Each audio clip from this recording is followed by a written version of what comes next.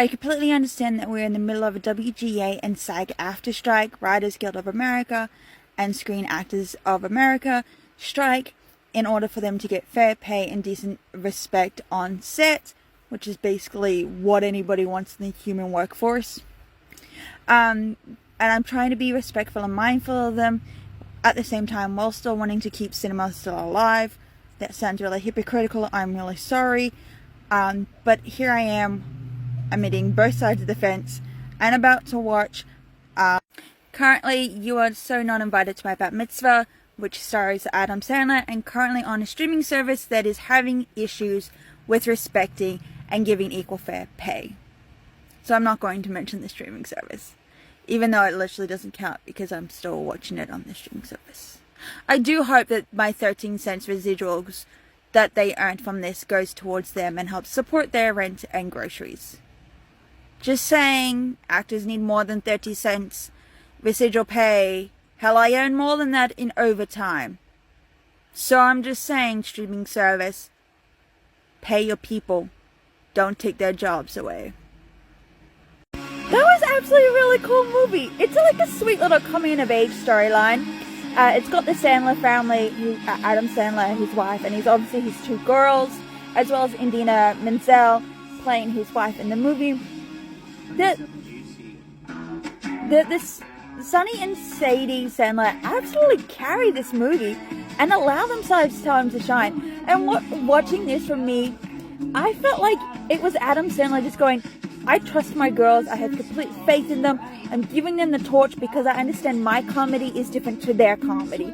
And he's like, I'm just there, I'm going to be the set piece, and I'm going to let you take the role. I'll be there if you need a guiding hand, but that's it.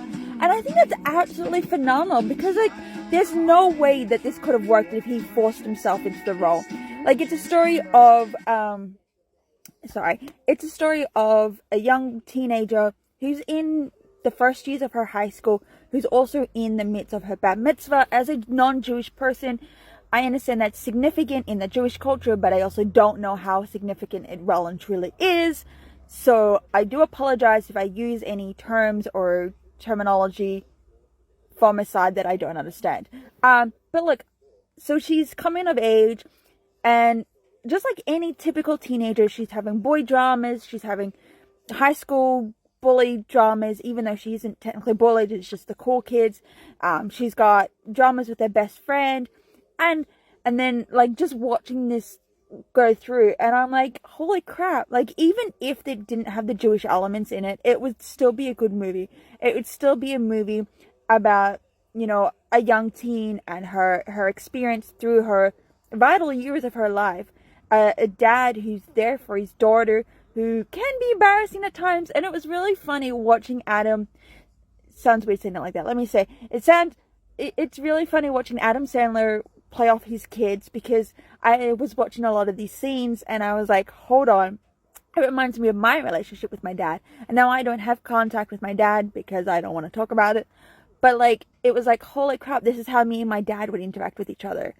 You know, that period scene, that, yes, it's really uncomfortable to watch, but I'm like, my dad would do that. That's something my dad would do. Like, I remember him sitting down and telling me how periods work, and I was like, I don't need that conversation from you. That's not a you and me conversation, Dad. Like, go away. But like, those sort of things would be like pretty real. And I think that's a really cool topic. And it's just, this is such a good movie. I couldn't stop laughing. I couldn't stop gushing. I couldn't stop like squealing or hiding with secondhand embarrassment. Like, but it's also really interesting to watch how you watch this, and you can see it's also poking fun at Adam Sandler's own work. The Don't Stop Believing Journey song, that's in a lot of his movies. The scene with the ledger, that reminds me of a grown-up scene. So you can see that he's incorporating himself in the movie from his past connections. But it's also like, look, it's my daughter's movie. I'm letting them take the lead, but I'm also going to be here to protect them. Like, it's just, it's so good. It's so funny. It's definitely up there of the coming of age, teenage drama, comedies. And I think the Sandler daughters are going to go far. I think they've learned from the best. And I think that, obviously under the guidance of their parents, they're actually going to go pretty far. And they're going to show the world that they are more than just something under their dad's shadow. And like, yes, I get that you can put the Nepo discussion under this, but like, I think these girls are gonna have full control, and I think these girls are gonna be phenomenal. Like, it's just watching them three, even just the two sisters when they bounce off each other, I was like, that's how me and my siblings interact with each other. Like, even there's a line that one of them says, like, oh, I'm gonna kill you. It's like, that's what I say to my siblings. We're not literally gonna kill each other, but that's what I say to them.